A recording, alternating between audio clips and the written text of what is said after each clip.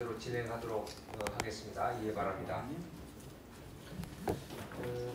제주 세계 미래 발전 포럼 출범에 대한 내용은 아까 안종배 회장님께서 설명을 주셨으니까 하고, 이거를 제주도로 가져와서 제주도의 미래 발전 정책에 관련한 그런 내용들을 이제 말씀해 주실 텐데, 각 분야의 전문가들이기 때문에 저는 이제 좌장의 역할에 그냥 충실하겠습니다.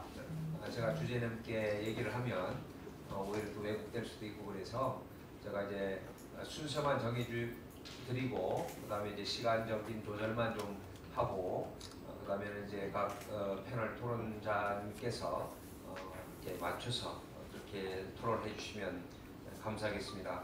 아까 이제 두 번의 주제 발표를 우리 잘 들었습니다.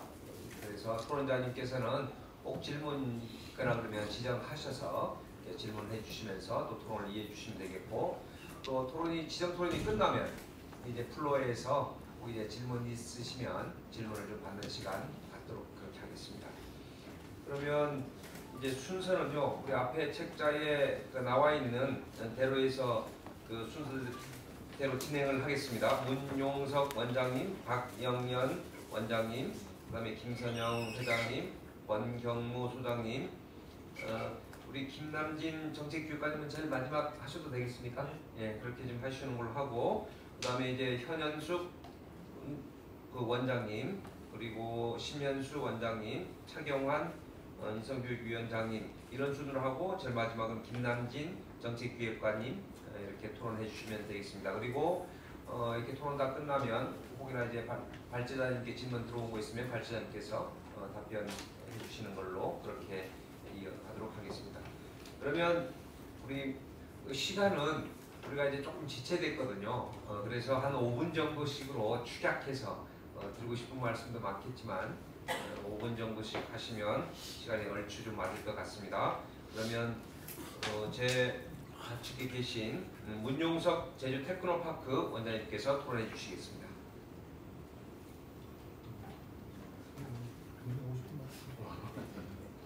죄송합니다. 네, 제주 테크노파크 원장 문용석입니다.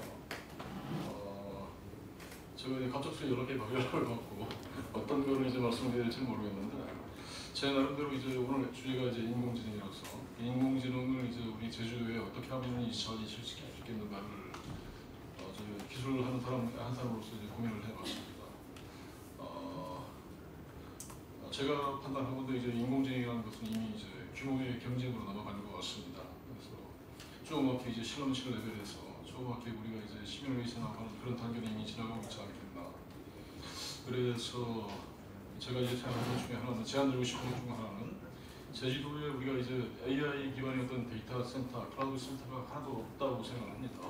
근데 이제 우리가 이제 인공지능이라는 것을 발전시키기 위해서는 반드시 이런 인프라가 밑받침이 돼야 된다고 생각합니다. 전국적으로도 보게 되면 다른 지방자치단체가 굉장히 많은 인프라들을 확보하기 위한 경쟁들을 지금 하고 있거든요.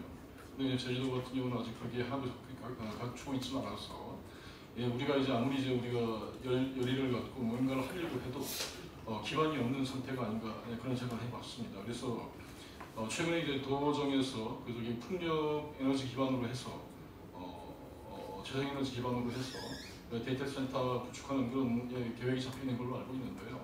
근데 그 일반적인 그 데이터 센터와 AI를 할 수 있는 데이터 센터도 상당히 색깔이 다르다고 생각을 합니다. 우리가 흔히 알고 듣고 있는 그 GPU 기반의 어떤 그런 이 중급 정도의 클라우드 센터가 제주도에 들어서야 되지 않겠나, 그렇게 생각을 해봅니다. 두 번째는 이제 저희 그 제주도 같은 경우가 농수축산업, 1차 산업 관광업에 이제 상당히 많은 산업 비중이 지금 가 있는 걸로 알고 계실 겁니다. 그래서 오히려 이거는 우리한테 장점이 될 수도 있겠다. 어떻게 하면 그렇게 될 수 있는가? 농수축산 전반에 걸쳐가지고 그 디지털 전환과 더불어가지고 AI 대전환을 만약에 적용시킨다 한다 그러면은 고도의 어떤 그런 이 전통 산업을 고도의 어떤 다른 어떤 산업으로 전환시킬 수 있는 계기가 되지 않겠나 생각이 듭니다. 그래서 이제 이런 식으로 변모가 된다 그러면은 전국에서도 어떻게 보면은 벤치마크 대상이 될 수 있지 않겠나 생각을 해봤습니다. 자, 세 번째는 이제 융합입니다. 결국 이제 이 인공지능이라는 것은 이게 물론 독자적으로 챗GPT처럼 독자적으로도 이제 존재할 수가 있지만 전기라든가 물처럼 이렇게 다른 산업에 스며들어서 융합이 돼서 발현이 되는 경우가 상당히 많습니다. 예를 들어서 저희가 이제 지난 몇 년 동안 테크노파크에서 개인형 맞춤형 화장품을 그런 그 시스템을 개발을 했습니다. 그래서 이런 걸 하려고 그러면 개인에 대한 어떤 인체 데이터 이런 것들을 많이 모아야 되거든요. 그걸 또 이제 인공지능으로 분석을 해서 거기에 맞는 이 화장품이 어떤 것들인지 그거를 이제 그걸 추천을 해야 되기 때문에 그래서 이런 것들이 하나의 어떤 바이오 산업과 제주가 갖고 있는 바이오 산업과 인공지능의 어떤 융합의 어떤 형태가 될 수가 있겠고요. 그리고 앞으로 에너지 쪽에 분산 에너지라든가 여러 가지 다양한 것들이 이제 펼쳐질 텐데 여기에도 분명히 이제 인공지능적인 요소가 들어가서 수요 예측이라든가 공급 예측 같은 걸 정확히 해줘야 되는 그런 문제들이 생겨날 겁니다. 그리고 이제 우리가 도정에서 지금 진행하고 있는 우주산업, 그 위성에서 나온 데이터는 정말로 저희가 인공지능으로 분석할 수 있는 최적의 데이터가 아닌가 생각이 들고요. 그 다음에 이제 우리가 UAM을 띄우게 된다 그러면 거기서 오르는 이 상당히 많은 모빌리티 데이터들이 축적이 될 겁니다. 이걸 통해 가지고 우리가 할 수 있는 다양한 어떤 그 인공지능 산업군들이 존재하지 않겠나 이렇게 생각을 해봤습니다. 이상입니다. 네, 민용석 우리 제주 테크노파크 원장님 깔끔하게 정리 잘해주셔서 감사합니다.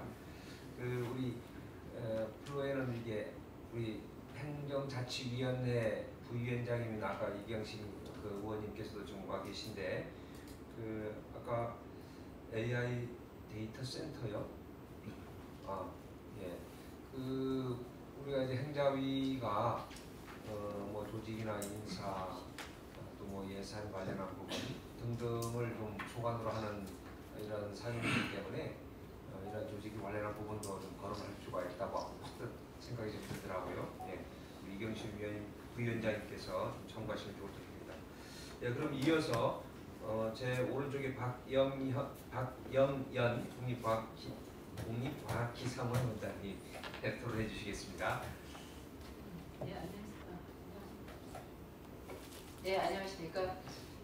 국립기상과학원장 박영연입니다. 네, 그 자료집에 그 내용이 수정이 안 됐더라고요. 이제 국립기상과학원은 이제 기상청 산하 기상기후 국가 전문 연구 기관으로 서울 대방동에 있다가 10년 전에 서귀포 혁신도시로 이전해서 지금 내려온 지 10년 된 기관입니다. 그리고 지금 이 주제에 대해서 첫 번째 말씀하신 원장님께서 생각하시 약간 이 주제가 전체적으로 어느 방향인지가 좀 구체적이지 않은 상태에서 저는 저희 기관의 업무에 관련돼서 그리고 이제 서귀포에 있는 이전 기관으로서 저희가 생각하는 제주도의 발전을 위해서 고려했으면 하는 사항들에 대해서만 한 3가지로 좀 말씀드리겠습니다. 첫 번째는 다 말씀하시듯이 기후위기 대응 체계입니다. 근데 이게 말로만 하는 기후위기가 아니라 제주도의 발전을 계획하는 데 있어서 반드시 기후위기를 고려하고 이것에 대한 대응 체계를 준비하는 게 첫 번째로 나와야 된다고 생각합니다. 그래서 현재 그걸 하기 위해서 그 도의회나 제주도청에서 그리고 이제 지자체에서 하는 실제적인 업무를 하고 있는 공무원들이나 기획하시는 분들이 기후위기 상황에 대해서 기후위기 탄소 중립이라는 말만 있지 실체적인 실체를 파악하지 못하고 있고 어떻게 해야 되는지 의무사항을 잘 모르는 게 너무 많습니다. 그래서 기후위기 상황에 대해서 제대로 인식하고 모든 업무에서 이를 염두에 두는 의식 전환이 필요합니다. 그래서 현재 기후위기는 가설이 아닌 과학적으로 밝혀진 사실입니다. 그래서 현재까지 밝혀진 사실로 본다 그러면 일단 숫자적으로 지구 평균 기온이 상승하는 것이지만은 현재 이 수준은 단순히 온난화가 아니라 기후 변화이고 현재 그 정도는 기후 위기 수준에 이르렀다는 것이고요. 지구 상황에서 기후가 안정화된 지가 한 10,000년 정도 되는 홀로서의 시기에 한 10,000년 동안에 1도 정도의 온도 변화가 있었는데 인간이 산업화를 하면서 발전하기 시작한 지난 100년 동안 1도 이상의 온도 변화가 있었습니다. 그래서 1도라는 온도 변화가 이 정도 급격하게 실제로 발생하고 있고 관측된 숫자입니다. 그래서 이것에 대해서 저희가 처음에 얘기가 나왔을 때 90년대 초반에는 일반적인 한쪽의 이론이라고 생각했지만 이제 IPCC가 전 세계 모든 지성을 총력해서 이것을 과학적으로 밝혀낸 사실입니다. 그래서 이런 지구온난화의 원인은 분명하게 대기 중에 온실가스의 증가이고 온실가스 증가는 산업화 이후 인간 활동에 의한 화석연료 생에 기인한다. 이것까지도 다 드러나 있는 사실이고요. 이런 것들이 과학적으로 입증된 사실인데 아직도 우리의 앞으로의 미래를 계획하면서 이것에 대해서 그렇다는 썰이 있더라 이런 식으로 해갖고 미래를 준비한다면 이건 절대적으로 잘못된 방향으로 가게 됩니다. 그래서 이 사실을 근거로 해서 진위 여부에 대해서 파악하면서 시간을 낭비하지는 않아야 된다는 게 첫 번째고요. 그래서 이제 IPC가 이런 식으로 모아놓은 발간한 보고서에 의해서 이미 전 세계적으로 협약들이 체결되고 규제의 변화가 있으면서 우리나라에서도 법률이 제정되고 국가 정책의 변화가 있어서 이것을 반드시 앞으로의 계획이라든지 국가 공공기관의 계획에 반영해야 될 의무사항들이 생겼습니다. 그래서 이제 관련된 법으로 22년에 탄소중립 녹색성장 기본법이 생겼고 23년에 기후에 관련된 기후변화 감시 및 예측에 의한 법률들이 생겨서 이것에 의해서 해야 될 의무사항들이 있고 지금 도나 지자체에서 업무를 하시는 분들은 다 알겠지만은 탄노법에 의해서 국가나 시도, 지자체에서는 모두 탄소중립 녹색성장 각 지역에 대한 그 기본 계획을 수립하고 시행해야 되는 게 첫 번째고요. 두 번째는 국가, 지방, 공공기관, 이건 공공기관까지 가는데 기후위기 적응 대책을 마련하고 시행해야 된다는 게 두 번째고, 세 번째는 규모가 큰 사업을 추진할 때 있어서는 기후변화 영향평가를 시행해야 합니다. 이렇게 최근에 만들어진 새로운 의무사항들이 생긴 것들을 반영하고 거기에 필요한 정보를 갖다 써야 한다는 것이고요. 특히 이제 제주도의 미래를 고려할 때, 미래의 계획을 수립할 때 이런 것들을 염두에 두어서 사업을 구상할 때 반드시 그런 것들에 대한 준비를 해야 된다고 생각하고요. 기후위기 측면에서는 두 가지가 있습니다. 완화와 적응이 있는데 완화 측면에서는 탄소 중립을 목표로 해서 수많은 정책들이 추진되고 있고 재생에너지 비율 상향 등 뚜렷하게 드러나는 지표들이 있어서 완화에 대해서는 도달이 어려울 수 있으나 현재 어느 정도 정책적으로 가시적으로 관리가 되는 상황이고요. 그렇지만 각 지자체별로 해야 될 것들은 이제 적응에 대한 준비가 필요하다고 생각합니다. 제주도에서 미래에도 도민이 안전하도록 하고 지역 경제가 붕괴를 막고서 더 나아가서 위기를 기회로 전환하기 위해서는 각 분야에 대한 영향에 대해서 알고 우리 지역에 맞는 대비 체계를 준비하는 게 필요하다고 생각합니다. 이제 이런 것들을 제주도가 혼자 하는 건 아닙니다. 그래서 이제 기후변화, 이제 미래에 대해서 어떻게 되는지, 미래 2100년까지 기후변화 시나리오는 2100년까지, 그리고 1km 해상도나 아니면 음면 동별로 이미 그 온난화 수준별로 기후변화 시나리오를 해상청이 만들어서 제공하고 있고요.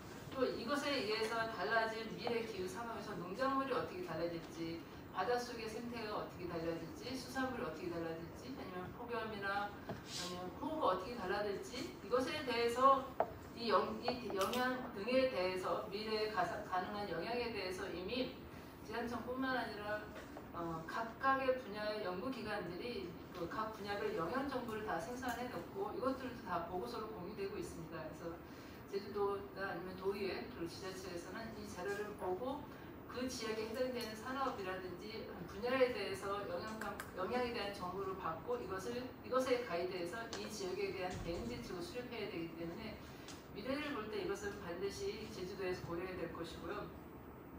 그런 측면에서 일단 완화 측면에서 제주도에서는 어느 정도 앞서가고 있습니다. 재생에너지 비율이 높고 수소 경제로 전환하기 위한 계획을 세워서 우리나라 전체 관련 지자체 중에서 가장 먼저 앞서가고 있다고 생각하고 있습니다. 그래서 이런 정책뿐만 아니라 이제 영향을 완화하기 위한 대책도 반드시 같이 고려해 주셨으면 합니다.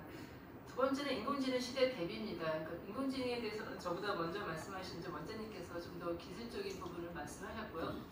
제가 봤을 때 저희 인공지능 기상 연구과도 있고 해서 저희 업무에 인공지능을 위한 날씨 예보에도 적용하는 분야를 업무를 하고 있는데 이랬을 때 제가 고려하는 것은 일단 인공지능 하면 다들 한 대에 수천만 원 하는 GPU 장비를 먼저 해서 GPU 장비를 몇만 대는 확보하는 걸 먼저 생각하기는 합니다만 일단 GPU 장비도 필요하고 두 번째는 엄청난 수준의 보수를 지급해야 되는 인공지능 전문가도 필요합니다. 근데 이제 그런 거 말고도 그 다음으로 사실은 똑똑한 인공지능이 되려고 그러면은 한 가지 더 중요한 것이 있습니다. 그래서 인공지능이 똑똑하려면은 양질이고 방대한 분량의 학습 데이터가 필요합니다. 그래서 이제 제주도를 미래를 생각한다면 제주도에 필요한 제주도의 산업과 경제와 생활에 필요한 인공지능을 개발해야 되는데 그러기 위해서는 우리는 기본적으로 똑같은 것 말고 제주지역에서 따로 별도로 준비해야 된다는 것은 인공지능이 나중에 학습하기 위한 그 제주도 내 산업과 서비스가 성장하기 위해서 그 산업과 서비스 각 분야에 필요한 고품질 데이터를 축적해야 합니다. 예를 들면 저희가 기상과학원이 농업기술원 것도 협력하는 것이 있는데 농업기술원에서는 제주도에 뭐 100m 단위로 토양 수분에 대한 것, 토양 그 생장에 대한 정보들의 장비를 100m의 격자로 장비를 설치하고 이것에 대해서 자료를 수집한다고 합니다. 그럼 이런 자료들이 오랫동안 수집되고 나면은 그 기후 변화로 인해서 땅 속이 어떻게 변하고 그것에서 식물의 생장이 어떻게 된다는 것에 대한 학습 데이터가 있고 이걸 갖고 어떻게 하면 좀 더 자동화시켜서 잘 할 수 있는지에 대한 인공지능 기술을 개발할 수 있기 때문에 인공지능은 장비하고 사람만 하지만 가장 똑똑한 인공지능이 되기 위해서는 그 방대한 학습 데이터, 양질의 학습 데이터를 축적하는 것이 필요합니다. 이런 자료들이 제주도 내 각 분야에서 축적되고 활용되기 위해서는 관련 벽과 자료 공개에 대한 등 체계적인 준비도 이런 측면에서 많이 필요하다고 생각합니다. 그 세 번째는 인력 확보와 유치에 관련된 것입니다. 이것은 저희가 이제 저희 기상과학원의 사례를 본다 그러면은 지방 이전으로 그 국가 연구기관인 기상과학원이 제주도 혁신도시에 이전했습니다. 그랬을 때 저희 기관이 갖고 있는 이런 애로사항이 앞으로 이와 유사한 사례의 국가기관이라든지 공공기관 유치와 성공에 중요한 중요한 고려사항이 될 거로 생각하는데 저희가 현재 서귀포 혁신도시는 인프라도 잘 돼 있어서 매우 직원들이 행복하게 살고 있습니다.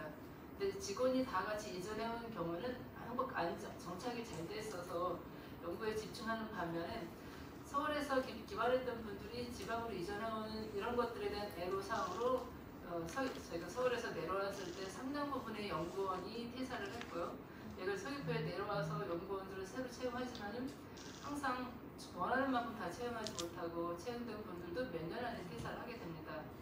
그 원인은 일단 공무직 근로자로 정년이 보장되지만 보수 수준이 일반 민간기관이나 대학교보다 낮은 것도 있지만은 거기다 더해서 추가적으로 서귀포라는 그 지역에 거주하는 것에 대한 비용과 육지로 이동 비용이 더 많이 들기 때문입니다. 그래서 이런 것들을 하기 위해서 저희가 할 수 있는 것들을 고려해보지만은 할 수 있는 여지가 많지 않습니다.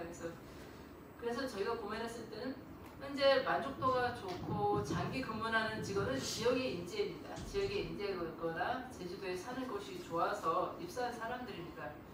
그래서 근데 이제 기상 기후 분야에 이런 인재는 찾기 힘들겠지만 많지 않기 때문에 제주도와 협력해서 도내에서 전문 인력을 키워내기 위해서 창의적인 혁신적인 교육 프로그램이라든지 플랫폼 같은 걸 좀 구축해 주시는 게 어떨까 하는 생각이 듭니다. 일단 현재 보통 제주대학교가 있는데 제주대학교 내에 뿐만 아니라 제주대학교가 육지인 다양한 대학교와 협력해서 하는 통합 교육 프로그램을 운영하는 것도 좋고요.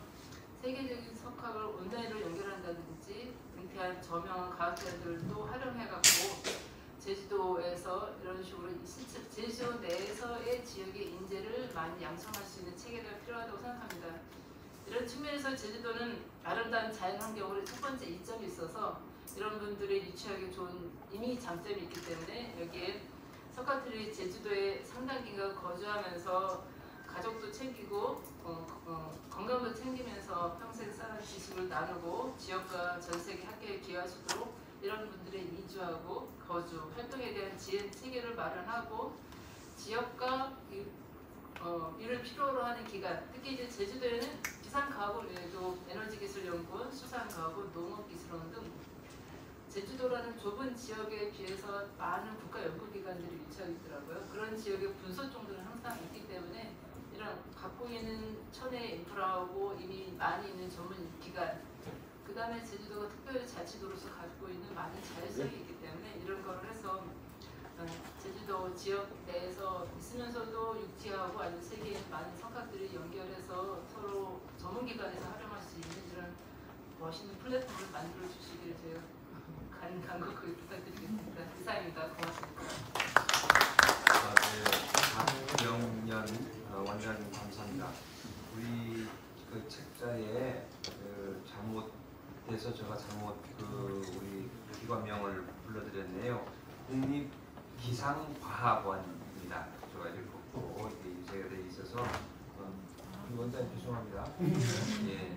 그리고 공공기관 그 1차 이전할 때 혁신도시에 이렇게 이주를 해 왔는데 저는 이 과학기상원이라든지 기후 기상기후 관련한 이런 쪽에는 우리 제주도가 제일 적합하다 이런 생각이 들어집니다. 태풍의 길목에 있고 그러니까 저 좋은 정보를 빨리 캐치해서 이렇게 유지도를 알려주기도 하고 활용도 되고 그다음에 또 이런 좋은 데이터들을 산업화 쪽으로 이어가기도 하고 이랬으면 좋겠는데 그냥 아무만 쓰고 하는 것은 너무 아까운 것 같아요. 좀 귀하게 얻은 자리일 텐데 그런 생각이 좀 들었습니다.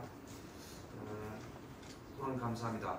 다음은 제 좌측에 있는 우리 김선영 한국예총 제주특별자치도 연합회 회장님 토론해 주시겠습니다. 네, 안녕하십니까. 저는 한국예총 제주특별자치도연합회 회장 김선영입니다. 저희 총연합회는 10개의 단체의 장내 있는 회원단체로 구성이 되어 있습니다. 오늘 얼마 전에 우리 아까 안정배 회장님께서 말씀하신 것대로 섭외 요청이 들어왔지만 우리 예술하고 인공지능은 조금 거리가 아직까지는 있다고 생각을 해서 좀 부담스러웠던 부분이 그 후 며칠 있다가 저희 현장에서 이렇게 나타났습니다. 이제 소규모의 보고 성과였는데 거기에서 아주 아름답고 맑고 한 음악이 나왔었어요. 그 작사 작곡한 주인공이 인공지능 AI라는 사실을 보고 시간도 뭐 1시간도 안 돼서 됐을 것도 같은 그런 조언도 들었고 일단 가사를 넣어서 우리가 요구하는 값에 따라서 200개, 300개 정도의 곡을 그렇게 만들어냈다는 거에 진짜 깜짝 놀랐습니다. 그런 다음에 오늘 이 자리는 저희 우리 문화예술단체 회원들이나 문화예술인들이 함께 이야기를 인공지능에 대해서 얘기를 나눠본 적은 거의 없습니다. 그래서 오늘은 저희 도출하는 부분에서는 우리 예술인들의 공통적인 생각이 아닐 수도 있고 저희 사견이 들어가는 미리 사전에 말씀을 드립니다. 우리 인공지능 혁명 시대에 우리 문화예술인들이 어떻게 미래 발전을 위해서 이거를 대처하고 받아들여야 되는가에 대해서 말씀을 드리겠습니다. 우리 4차 산업혁명 시대를 맞아서 우리 아까 말씀드린 대로 첨단 기술이 일상의 곳곳에 다 이렇게 채워지면서 이 기술은 우리 사회 전반에 많은 변화의 바람을 일으키고 있다고 생각을 합니다.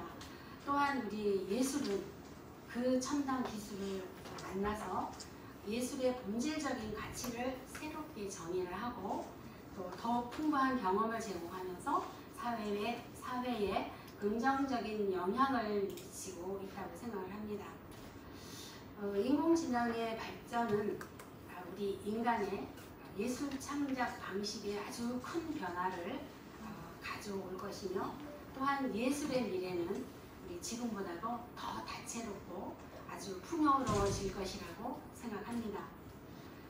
인공지능과 예술은 서로 상호작용을 하고 또 영향을 주고 받으면서 새로운 시대로 열어갈 것이라고 생각합니다. 그럼에도 불구하고 인공지능이 인간의 예술적 표현 방식을 얼마 정도 확장시킬 수 있을까 이런 것에 대한 의구심도 가져봅니다. 우리 인공지능은 새로운 표현 방식을 이제 제공을 저희들한테 하겠죠. 그러면 창의적인 영감을 불어넣어서 우리 예술 창작을 아주 풍요롭게 만들어 줄 거라고 생각을 합니다. AI는 우리 예술가들에게 색상 조합이나 또 구도를 제안하고 새로운 음악 스타일을 창조해 줄 거라고 생각을 합니다. 그러나 인공지능이 독자적으로 작품을 창조하고 예술적 가치 판단을 내릴 수 없다는 것은 우리가 기억을 해야 한다고 생각을 합니다. 인공지능은 어떤 기계적인 부분에서 본다면 도구일 뿐이고 예술 창작의 주체는 여전히 인간입니다. AI가 만들어낸 작품은 인간이 개입을 하고 해석을 통해서 그 의미를 부여받으면서 예술적 가치를 인정받을 수 있다고 생각을 합니다. 인공지능 시대에도 우리 예술가들은 인간 고유의 창의성과 감성을 바탕으로 살아남을 수 있다고 생각을 합니다. 이게 좀 왜곡된 부분이 있고 편견일 수도 있겠습니다만, 그럼 인공지능은 아까도 말씀드린 대로 도구에 불과하다고 하지만 예술 창작의 핵심은 인간의 상상력과 표현 능력에 있다고 생각을 합니다. 예술가들은 인공지능의 기술을 적극적으로 활용을 해서 새로운 예술적 가능성을 탐구를 하고 인간만이 할 수 있는 예술적 가치를 창조해야 된다고 생각을 합니다. 앞으로는 지금보다 더 고도화된 AI와 우리가 살아갈 것입니다. 지식을 구조화하고 또 생산 프로세스를 최적화하는 것은 AI가 더 잘하겠지만 AI를 움직이는 것은 그 주인공은 우리 바로 인간입니다. 우리 미래를 살아갈 아이들이 사각지대에 없이 풍부한 문화예술을 통해서 경험을 하고 인공지능과 예술은 서로 상호작용을 하면서 새로운 시대를 열어갈 것이라고 생각합니다. 그럼 이제 인간은 이제 우리 존재의 본질을 조금 더 많이 고민을 하면서 그 중심에는 문화예술이 있음을 항상 잊지 않고 일단 해야 된다고 생각을 합니다. 이상입니다. 감사합니다. 네, 회장님 감사합니다. 저도 우리 섭외를 하면서 어떻게 접목시킬 건가 이런 의함이 지금 있었는데 공부 잘했습니다. 그 다음에는 또 제 좌측에 있는 권경무 제주 코트라 소장님 소개해 주시겠습니까? 네, 안녕하십니까. 코트라 제주 사무소의 권경무라고